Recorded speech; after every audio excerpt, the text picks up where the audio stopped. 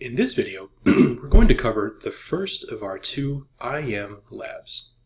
And remember that our self-guided labs are comprised of two videos. One that'll explain the goals that you need to try on your own, and two, the explainer video where I'll go through and perform the lab on my own. As always, I highly recommend that you give this lab a shot on your own before watching the walkthrough video. So let's get started. The first goal is to create two IM users. Second, using groups, give one IM user full EC2 access and the other IM user full S3 access.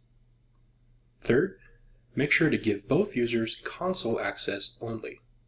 And fourth, attempt to sign in to both users and verify that their permissions work.